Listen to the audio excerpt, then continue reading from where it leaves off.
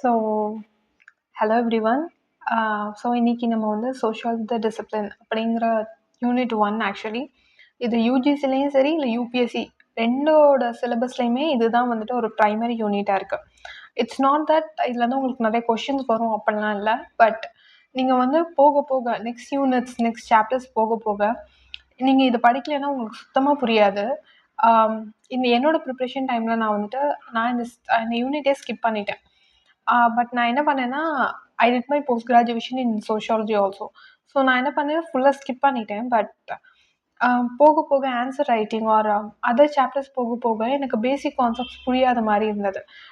For example சொல்லணும்னா, ஒரு revolution இதில் வந்து சில ரெவல்யூஷன்ஸ் பார்ப்போம், ப்ரீஃபாக தான் பார்ப்போம். So no problem. ஸோ அதெல்லாம் நான் பார்க்காம போனால although I have study in world history, but sociological perspective வந்து டிஃப்ரெண்ட்டாக இருக்குது. ஸோ நீங்கள் please don't skip this topic. And இதுலேருந்து நான் கொஷின்ஸ் வரும்னு சொல்ல மாட்டேன், பட் இதுலேருந்து கொஷின்ஸ் வந்திருக்கு. So I can't deny that. So please watch this video, and if you have any doubts or if you want notes, please comment below. நான் வந்து டிஸ்கிரிப்ஷன்லையும் நான் என்னால் முடிஞ்சால் இந்த பிடிஎஃபாக நான் உங்களுக்கு வந்து அப்லோட் பண்ணிடுறேன். This is my hand written note. So please forgive me if there are any mistakes, but you can use this note. So let's go into the topic. Okay, and believe me, இது வந்து இது எத்தனாவது ரீடேக்னே எனக்கு தெரில. It's very very difficult to upload, and this is my first YouTube teaching methodology. So please forgive me and let's go into the topic. Okay, இதில் வந்து மெயினான விஷயம் என்னென்னா சோஷியாலஜி. நம்ம வந்துட்டு இதை வந்து சோஷியாலஜி த டிசிப்ளின்னா என்னென்னா வந்துட்டு ஒரு சப்ஜெக்டாக எப்போ நம்ம வந்துட்டு பார்க்க ஆரம்பித்தோம், அதாவது இதுலேருந்து நம்ம படிக்கலாம். ஃபார் எக்ஸாம்பிள் ஃபிசிக்ஸ், கெமிஸ்ட்ரி, நியூட்டனுக்கு முன்னாடி இருந்தே ஃபிசிக்ஸ் அப்படிங்கிற ஒரு கான்செப்ட் இருந்துச்சு. கெமிஸ்ட்ரியும் அதே மாதிரி தான். ஸ்டார்டிங்லேருந்து எலமெண்ட்ஸ் அப்படிங்கிற ஒரு கான்செப்ட் இருந்துகிட்டே தான் இருந்துச்சு. அதுக்கப்புறம் மெண்டலீவ் வந்துட்டு ஒரு ப்ராப்பரான ஒரு பீரியாடிக் டேபிள் ரெடி பண்ணி அதுக்கப்புறம் அதில் வந்துட்டு ப்ராசஸஸ்லாம் கொண்டு வந்து தனித்தனியாக பிரித்து, so this all happened even before 18th century. But that's not the case for sociology. சோஷியாலஜிங்கிறது வந்து இருக்குது அப்படிங்கிறது தெரிஞ்சுக்கவே நம்மளுக்கு வந்து 19th century ஆச்சு. எப்படி தெரிஞ்சுக்கிட்டோம் அப்படிங்கிறது தான் இது வந்து இந்த சாப்டரில் நம்ம பார்க்க போகிறோம். ஸோ இதில் வந்து நான் வந்துட்டு உங்களுக்கு ஒரு டீச்சர் மாதிரி சொல்லிக் கொடுப்பேனான்னு தெரில, பட் இது வந்து நான் என்னோட ரிவைசிங்காக யூஸ் பண்ணுறேன். ஸோ நான் எப்படி ரிவைஸ் பண்ணுவேன் அதை தான் நான் உங்களுக்கு சொல்லிக் கொடுக்குறேன் with all the important topics. Okay, so first வந்துட்டு 19th century தான் வந்துட்டு எமர்ஜ் ஆச்சு. I mean it's not emerging, it's emerge. 19th century வந்துருச்சு. எஸ்பெஷலி ஏஷியன் கண்ட்ரீஸ்க்கும் இதுக்கும் சம்மந்தம் இல்லை. Only western and central Europe countries மட்டும்தான் இதை படிச்சுட்டு இருந்தாங்க அஸ் அ சயின்டிஃபிக் எண்டவர். அதாவது 19th century இது ஒரு சயின்டிஃபிக் மெத்தடாலஜியை நம்ம யூஸ் பண்ணலாம் டு ஸ்டடி அ சொசைட்டி அப்படிங்கிறது இந்த கான்செப்ட் இங்கே தான் வந்துச்சு. ஸோ இது எல்லாத்துக்கும் நான் எக்ஸ்பிளைன் பண்ணுறதுக்கு முன்னாடி I want to tell you about feudalism. So feudalism is a very important topic. So ஃபியூடலிசமை பற்றி நான் சொல்லிடுறேன்.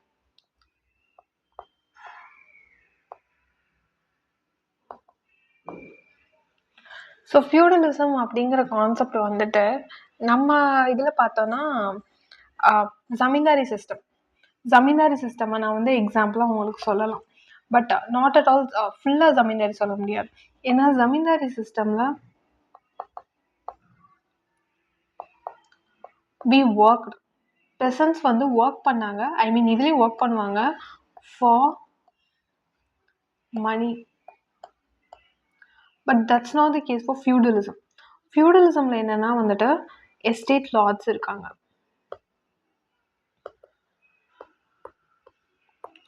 எஸ்டேட் லார்ட்ஸ் கிட்ட பெசன்ஸ் இருக்காங்க.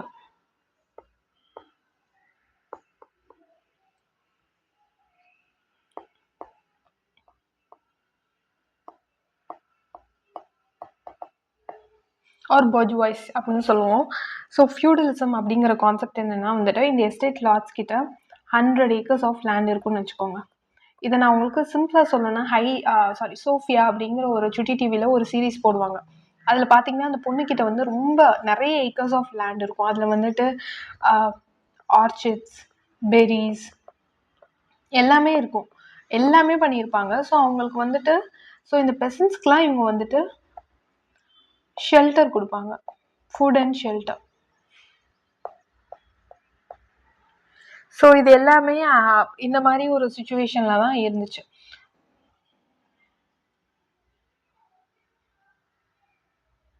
சாரி. ஸோ இந்த மாதிரி ஒரு சுச்சுவேஷனில் தான் வந்துட்டு இருந்தாங்க.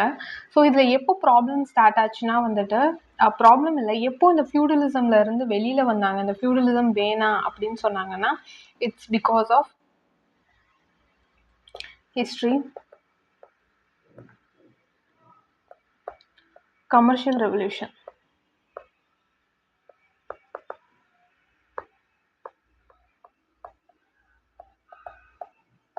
ஸோ கமர்ஷியல் ரெவல்யூஷனில் என்னாச்சு? First global voyages. Global voyages இதில் என்னென்னா, நம்ம எல்லாருமே படிச்சிருப்போம். ஃபர்ஸ்ட் இந்தியாவுக்கு யார் வந்தான்னு படிச்சிருப்போம். That's very wrong question. யூரோப்பில் வந்து ஃபர்ஸ்ட் யார் வந்தான்னு வேணால் கேட்கலாம். ஸோ வாஸ்கோட காமா எக்ஸாம்பிளுக்கு நான் சொல்கிறேன். You can also right about Columbus. So Vasco da Gama வந்துட்டு இந்தியாவுக்கு வந்தார் ஃபார் ஸ்பைசஸ். எதுக்கு ஸ்பைசஸ்க்கு வந்தார்? ஸோ இந்த குளோபல் வாய்ஸில் வாஸ்கோட காமாவோட யார் யார் வந்தா? பெசன்ஸ் ஆர் ஸ்லேவ்ஸ்.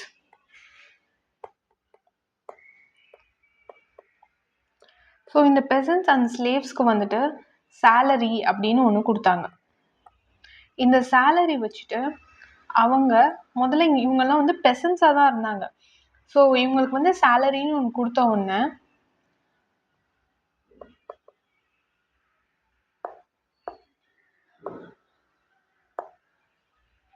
இன்கம் அவங்களுக்கு ஜென்ரேட் ஆச்சு. இவ்வளோ நாளாக வந்து ஃபியூடலிசம் கான்செப்டில் இன்கம் அப்படிங்கிறது எதுவுமே இல்லை. பட் ஃபர்ஸ்ட் டைம் அந்த ஸ்பைசஸை இவங்களும் விற்றாங்க, இவங்களும் எடுத்துகிட்டு போனாங்க. இவங்களும் எப்படிலாம் கமாடிஃபை பண்ண முடியுமோ கமாடிஃபிகேஷன் அப்படிங்கிற ப்ராசஸ் நடந்துச்சு. ஸோ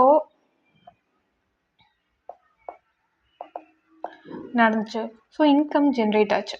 ஸோ இந்த இன்கம் ஜென்ரேட் ஆகிறது மூலியமாக என்னாச்சுன்னா ஒரு நியூ கிளாஸ் ஃபார்ம் ஆச்சு. New class called middle class.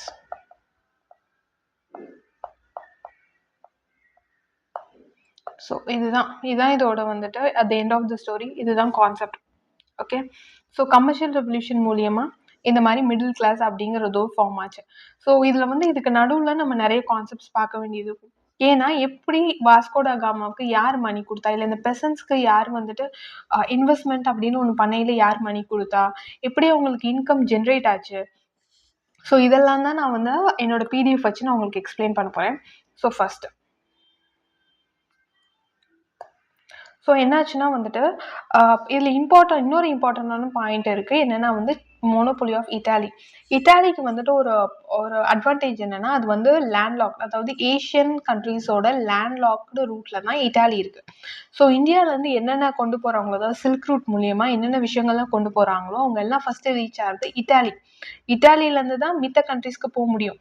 So என்ன ஆச்சுன்னா வந்துட்டு இந்த மாதிரி Vasco da Gama Portuguese, so Portugal, England, Holland எல்லாருமே வந்துட்டு இட்டாலியோட மோனோபோலியை சேஞ்ச் பண்ண ஆரம்பிச்சிட்டாங்க, சேலஞ்ச் பண்ண ஆரம்பிச்சிட்டாங்க. தென் இதுலேருந்து என்னாச்சுன்னா வந்துட்டு லேண்ட் ரூட்லேருந்து சீ ரூட் அப்படிங்கிறதுக்கு மாற ஸ்டார்ட் பண்ணாங்க. ஓகே. இப்போ வந்து வாஸ்கோட காமாவுக்கு எப்படி மணி வந்துச்சு, இல்லை அந்த பெசன்ஸ்க்கு எப்படி மணி வந்துச்சு, எப்படி மிடில் கிளாஸ் ஆனாங்கன்னு பார்ப்போம்.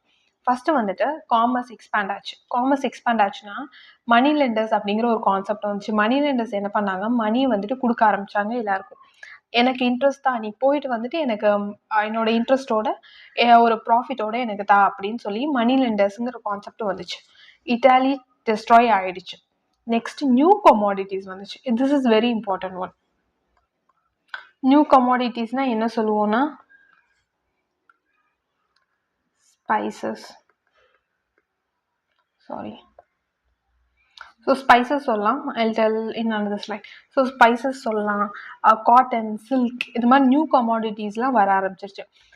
ஸோ ஆட்டோமேட்டிக்காக வந்துட்டு போர்ச்சுகல் அண்ட் ஸ்பெயினோட பொசிஷன் ஆட்டோமேட்டிக்காக டிக்ளைன் ஆக ஆரம்பிச்சிருச்சு. அவங்களும் அதுக்கப்புறம் போயிட்டு வந்ததுக்கப்புறம் லைக் ஆஃப்டர் வாஸ்கோட காமாவோட ட்ரிப்புக்கு அப்புறம்.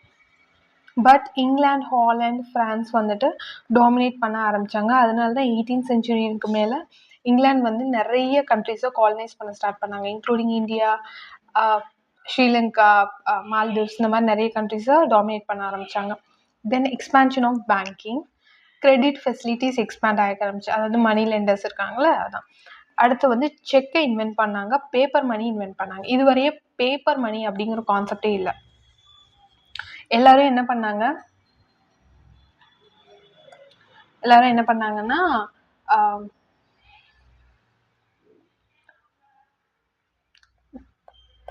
கமாடிட்டி கொடுக்குறாங்க அண்ட் குட்ஸா வாங்குறாங்க.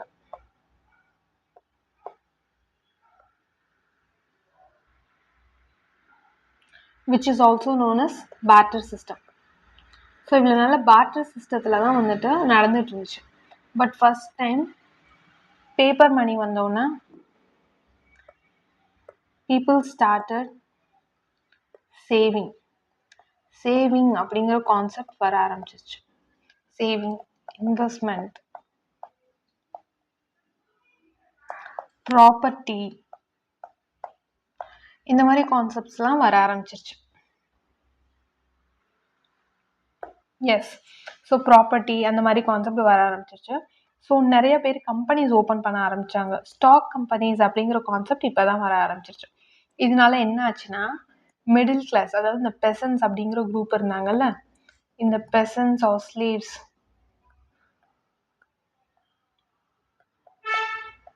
அவங்க மிடில் கிளாஸா ஆனாங்க.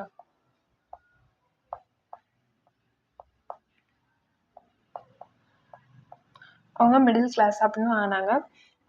ஸோ இவங்களுக்கு வந்து இந்த மாதிரி ரைஸ் ஆஃப் மிடில் கிளாஸ் ஆனோடனே எக்கனாமிக் பவர் வந்துச்சு, ஒரு இன்ஃப்ளூயன்ஷியல் குரூப்பாக ஆக ஆரம்பித்தாங்க. 17th செஞ்சுரி எண்டில் வந்துட்டு இவங்களுக்கு வந்து நிறைய எக்கனாமிக், பொலிட்டிக்கல் பவர் கிடைக்க ஆரம்பிச்சிருச்சு. ஸோ இதுதான் வந்துட்டு கமர்ஷியல் ரெவல்யூஷனோட ஒரு ப்ரீஃபான ஒரு இன்ட்ரடக்டிவ் மாதிரி கூட வச்சுக்கலாம். ஸோ இந்த மாதிரி தான் ஒரு மிடில் கிளாஸ் அப்படிங்கிற கான்செப்ட் வந்துச்சு. எப்படி வந்துட்டு அந்த ஃபியூடல் லாட்ஸ் வந்து இவ்வளோ நாள் இவங்களை வந்து ஏமாற்றிருக்காங்க, லைக் வந்து ஒரு பார்ட்டர் சிஸ்டத்தில் வச்சு இவ்வளோ நாள் வந்து வாழ்ந்திருக்காங்க. ஸோ அதுலேருந்து எப்படி வெளியில் வந்தாங்க, ஸோ அதுக்கு என்னென்ன மாதிரி போராடினாங்க, ஸோ அதுதான் நம்ம நெக்ஸ்ட் பார்க்க போகிறோம். இந்த கமர்ஷியல் ரெவல்யூஷனால் நடந்ததுதான் சயின்டிஃபிக்கல் ரெவல்யூஷனாக இருக்கட்டும், இல்லை ரெனசன்ஸ் பீரியடாக இருக்கட்டும், ஒரு இண்டஸ்ட்ரியல் ரெவல்யூஷனாக இருக்கட்டும், எல்லாமே. ஸோ இந்த கமர்ஷியல் ரெவல்யூஷன் இந்த இந்த சார்ட்டை வச்சும் நான் ஞாபகப்படுத்திக்கலாம். இதைத்தான் இந்த சார்ட்டில் சொல்லியிருக்கேன். ஸோ ஃபஸ்ட்டு ஃபியூடலிசம் பிரேக் ஆக ஆரம்பிச்சிருச்சு. எப்போனா 13th செஞ்சுரியிலே பிரேக் ஆயிடுச்சு. பிகாஸ் அதுக்கப்புறம் குளோபல் வாயேஜஸ், தென் கமர்ஷியல் ரெவல்யூஷன் நடந்துச்சு, கேபிட்டலிஸ்ட் டெவலப் ஆக ஆரம்பித்தாங்க அக்ரிகல்ச்சர்லேயே. பிகாஸ் அவங்க கமாடிஃபிகேஷன் பண்ண ஆரம்பித்தாங்க. முதல்ல வந்து ஒரு ரைஸ் இருந்துச்சுன்னா அந்த ரைஸை விற்றுட்டு அவங்க வந்து ஏதாவது ஒரு லென்ட்டிலோ வேறு என்னமாவது வாங்குவாங்க.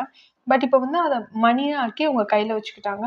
ஸோ அதனால் சயின்டிஃபிக் ரெவல்யூஷன் ஸ்டார்ட் ஆச்சு. அது ரெனசன்ஸ்னால ரிலீஜனே ரிஃபார்ம் ஆச்சு. So then 17th and 18th செஞ்சுரியில் வந்துட்டு இதெல்லாம் நடக்க ஆரம்பிச்சிருச்சு. ஸோ இதுதான் வந்துட்டு இதோட overall picture of commercial revolution and how sociology has emerge. இன்னும் சோஷியாலஜி ஃபுல்லாக எமர்ஜ் ஆகலை. ஆஃப்டர் ஃப்ரெஞ்ச் ரெவல்யூஷனுக்கு அப்புறம் தான் அது ஃபுல்லாக எமர்ஜ் ஆகும். So let's see that in next chapters. Okay, thank you so much, and if you have any doubts, please comment below. Thank you.